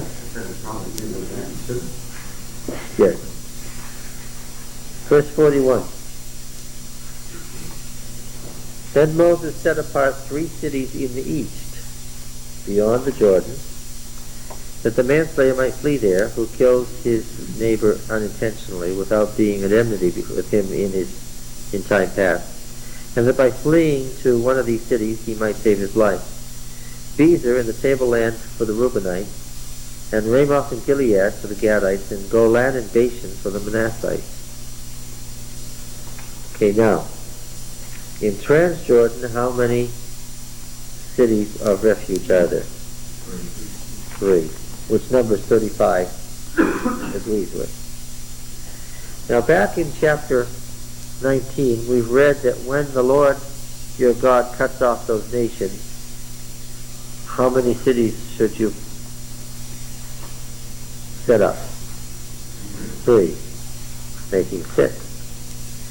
But then I read this in verse 8. Oh, well, I'll read verse 7 so it's clear. Therefore I command you, you shall set apart 3 cities.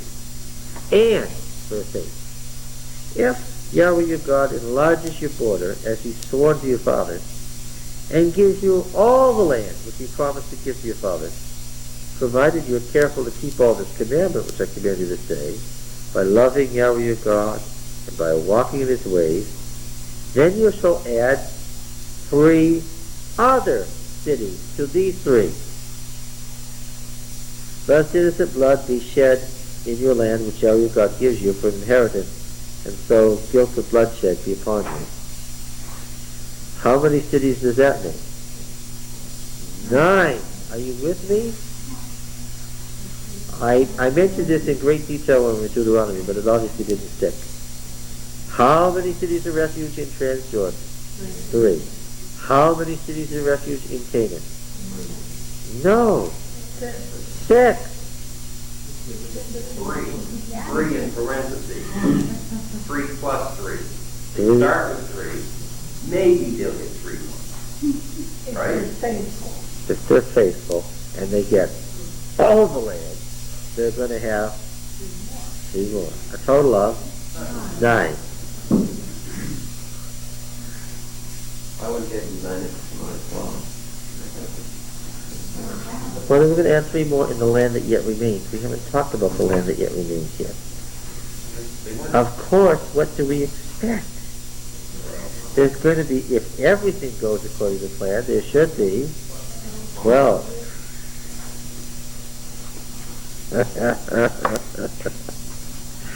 What a group. Now,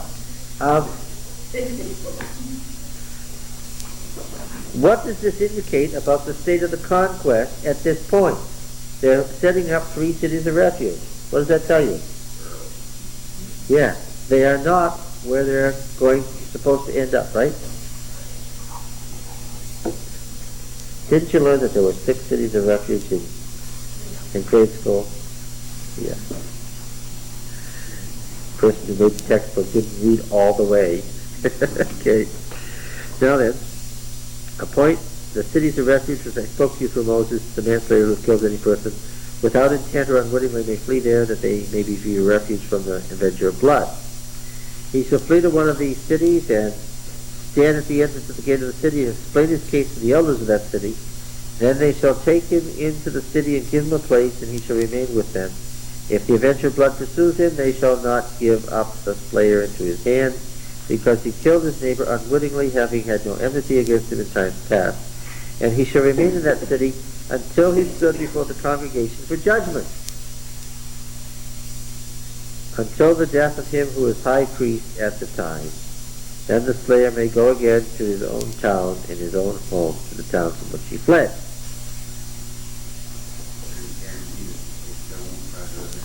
Well, of course, if they do, then what's going to happen to them? They'll be considered murderers and be tried for murder themselves. Unless, of course, they're Joab the king's cousin. No. That wasn't the theory. So they set apart Kadesh in Galilee in the hill country of Naphtali, Shechem in the hill country of Ephraim, and Kiriath Arba, that is Hebron, in the hill country of Judah. And beyond the Jordan east of Jericho they appointed Bezer in the wilderness from the tablelands from the tribe of Reuben, Ramoth Gilead from Gad, Golan and Bashan from Manasseh. These were the cities designated for all the peoples of Israel, for strangers sojourning among them, that anyone who killed a person without intent could flee there, so that he might not die by the hand of the avenger of blood till he stood before the congregation. There's two untils there. The second until is probably the later practice, until the death of the high priest. Originally, the idea was that you had to stay there until you were tried, and when you were found innocent, what did you do? You could go home.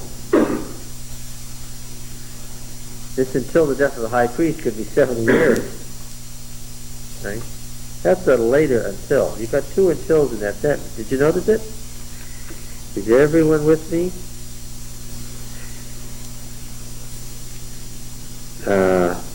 Then he shall, verse 6, and he shall remain in the city until he has stood before the congregation for judgment, which is one until the death of him who was high priest at the time, which is another until. And those are two very different things. Which do you like better?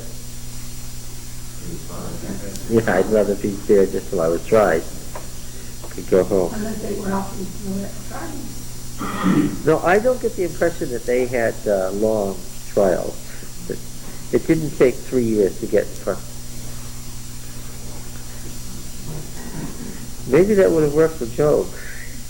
The Satan could have said, well, I'll come back in 3 years after we prepared our case.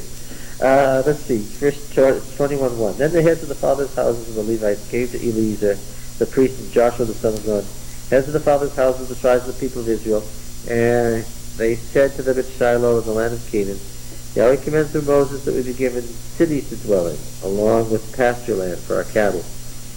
So by command of Yahweh, the people of Israel gave to the Levites the following cities and pasture lands out of their inheritance.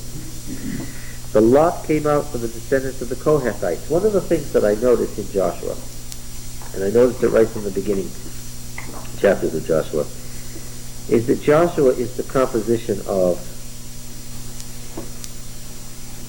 the Deuteronomic historian.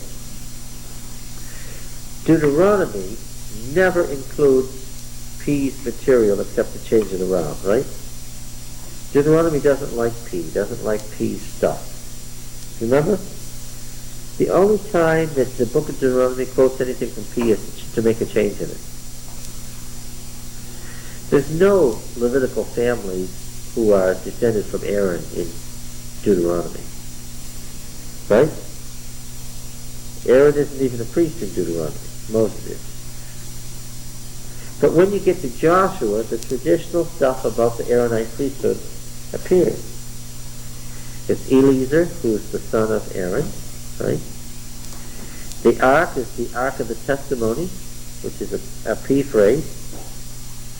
Here we have the three Levitical families from Numbers, Gershon, Kohath, Merari, right? This sort of thing is never in Deuteronomy proper. Because, of course, Deuteronomy proper is drawn from the tradition of the prophetic movement in the north, which was Moshite.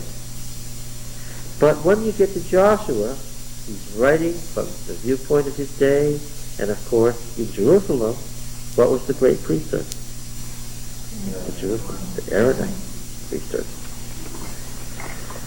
Yeah. And so here we have stuff that actually comes from what we now find in the book of Leviticus and Numbers. We first find out about these families actually in Exodus. The lot came out for the families of the Kohathites. So those Levites who were descendants of Aaron the priest received by lot from the tribes of Judah, Simeon, and Benjamin 13 cities. The rest of the Kohathites received by lot from the families of the tribes of Ephraim, from the tribe of Dan, and half Manasseh 10 cities. Gershonites received by lot from the families of the tribes of Issachar, Asher, Naphtali, and half tribes of Manasseh and Bashan 13 cities. The Merarites, according to their families, received from the tribes of Reuben, Gad, and Zebulun 12 cities. Okay? These cities and their pasture lands the people of Israel gave by lot to the Levites, as Yahweh commanded through Moses. Out of the tribe of Judah and the tribe of Simeon, they gave the following cities mentioned by name, which went to the descendants of Aaron, one of the families of the Kohathites who belonged to the Levites, since the lot fell to them first. They gave then Kiriath Arba, Arba being the father of Anak, that is Hebron, in the hill country of Judah. What question? Yes. Well, they weren't going to get any. They weren't to get any territory as a separate tribe, along with the pasture lands round about. The fields of the city and its villages had been given to Caleb the son of Jephunneh as his possession. The descendants of Aaron the priest they gave Hebron, the city of refuge for the slayer with its pasture land, Libnah, Jatir, Eshtemoa, Holon, Debir, Ayin, Juttah, Beth Shemesh. These are some of the nicest cities. Benjamin gave Gibeon, Geba, Anathoth, Almon.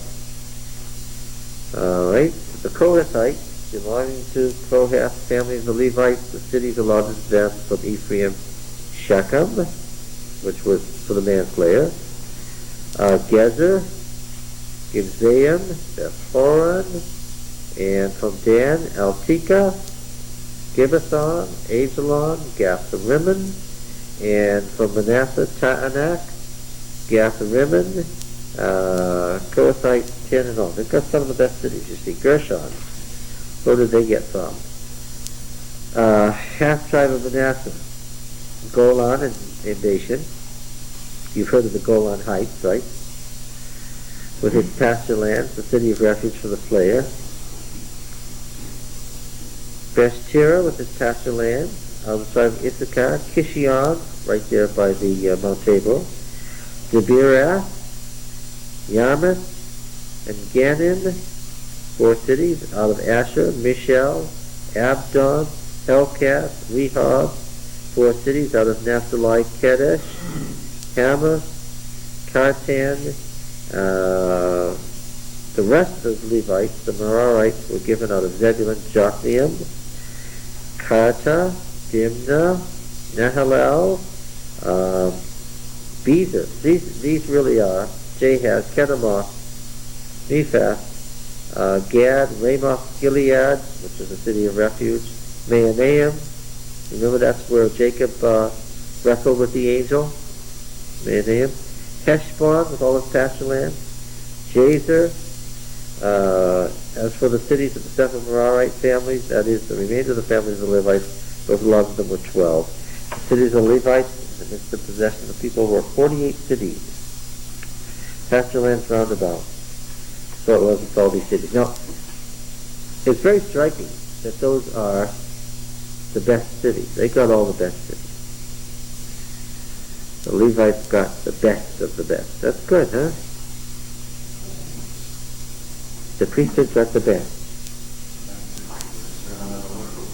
Yeah. Yeah, we can't put those pastors in rundown rundown parsonages. That's not so. Now. Oh, later. You're reading backwards. They weren't singers until when? So you had a temple to sing in. Okay. Singing was heathen. It was Canaanite initially. Time came along, That's why the Christians wouldn't use organs, because the organs were used in the Roman circuses, so Christians wouldn't use organs. But then how come Miriam sang for joy after the sing? I didn't say they didn't have poetry, and I didn't say they didn't have antiphonal singing. We were talking about organized musical guilds that came to be eventually. Now, in the light of all this, what does this verse mean? Verse 43. Thus Yahweh gave to Israel all the land which he swore to give to their fathers. And having taken possession of it, they settled there.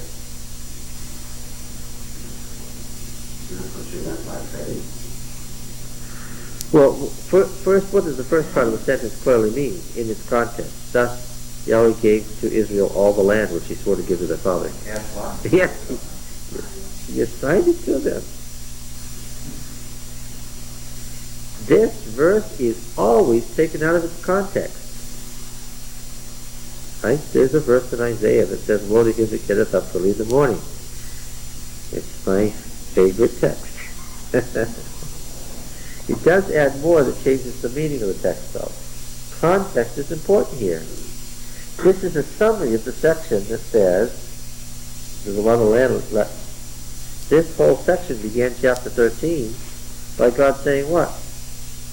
You're old and advanced in years, and there remains yet very much land to be possessed. Okay? Now, all the way through, he has treated the land both as it appeared at the beginning and what happened later. Have you noticed? That's his method of writing. He tells you they couldn't conquer Bethshan. Why? Because the Canaanites who lived there had chariots of iron. He tells you that. Then he says, eventually the Manassites took it from the people of Issachar. And when they grew strong, they put the Canaanites of Bethshan to forced labor. How much of the story of the conquest has he told you when he tells you that? He's told you the whole sweep of the 300 years. He told you what happened, how it turned out. Right? We have to be careful in reading Joshua. Be warned that he tells you the beginning of the story, and then, after a pause, goes right on and tells you, yeah. This summary here does the same thing. Once I've gotten used to his method of handling the section, it's not at all confusing. Thus Yahweh gave to Israel all the land which he swore to give to their fathers. The gave here is not they went in and mowed the population down. That's what the problem was with the commentary, with the quote from the evidence commentary. If you don't read the section and you jump to a wrong conclusion, then you're going to have to try to say all doesn't mean all. Well, all means different things in different contexts, they say. No, it means all.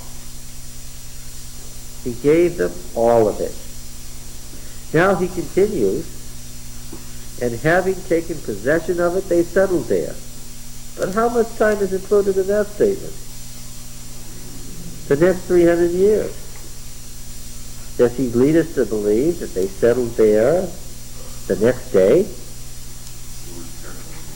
Well, yes. If you just took this out and read it, that's exactly what you'd get out of it. Right? Exactly what you would see. But if you have read carefully, word for word, what he says, that is not what he has said, is not what he means.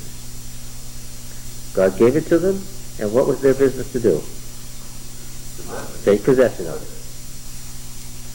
That was their part. Right, and Yahweh gave them rest on every side, just as he had sworn to their fathers. Not one of all their enemies withstood them, for Yahweh had given all their enemies into their hand. Not one of all the good promises which Yahweh had made to the house of Israel had failed. All came to pass. Now this is a simple theological statement. Did he say it came to pass while Joshua was still alive? No, he had said a number of times. The beginning of this section was Joshua was old and advanced in years, and there was a lot that he's going to give us judges, and that's which says what? After the death of Joshua, they had to do this and this and this and this. That's a good example of what reading in context means.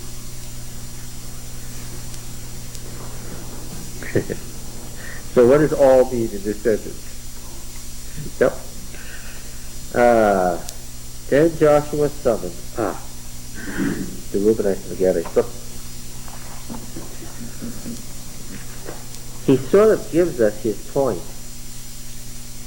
in the summary here. Why did he include all of this detailed information and material from later of what happened in all these places? Yes.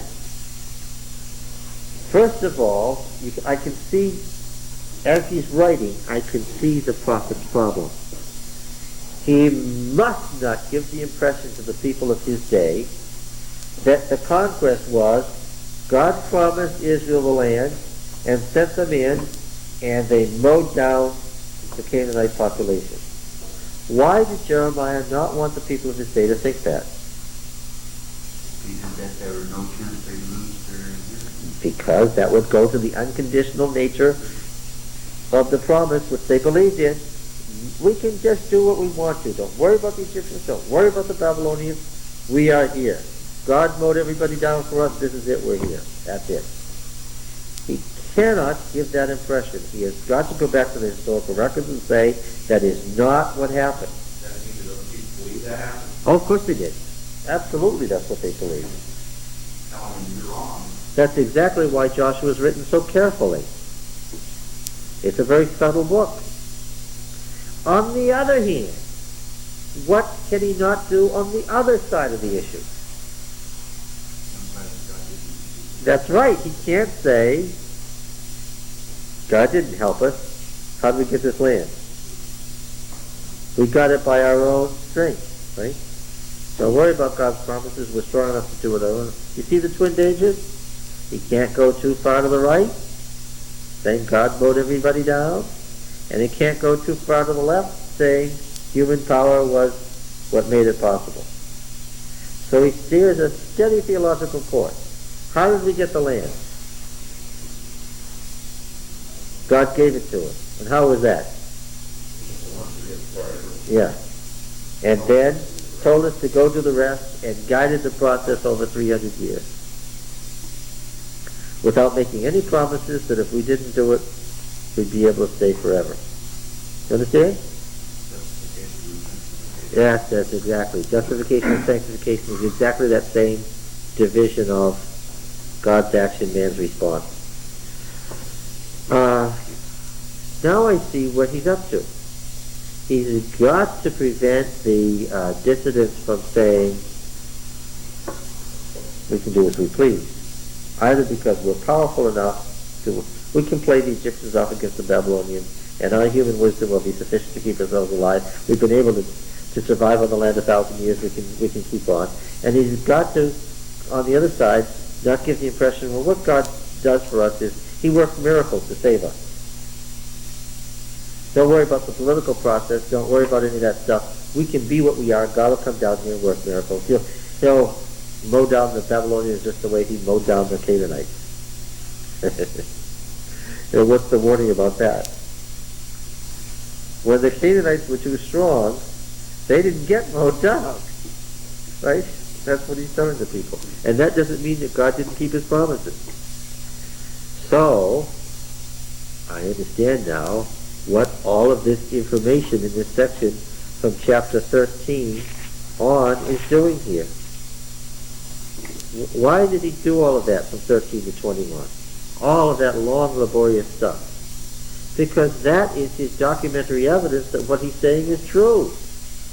Get it? The Deuteronomy says, what you think happened didn't happen.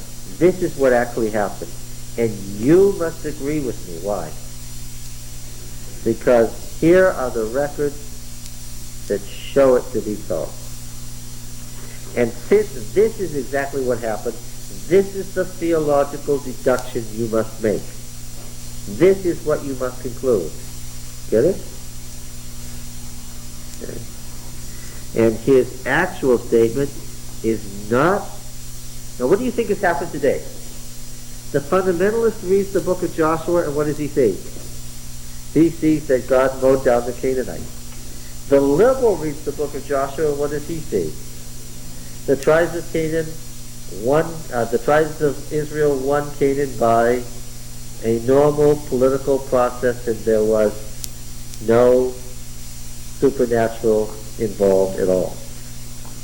And you can read it, commentary after commentary. The commentator takes one position or the other. They mowed them down. It was a normal, humanistic process. It's one or the other. What do I say? Which was it? Yes. When faced with a set of opposites, what does the human mind do? Go to one or the other. Natural or supernatural. Natural, supernatural. What do I say about this commentary? Taking those positions, they're what? right or wrong. They're all half-truths. Problem with half-truths is what?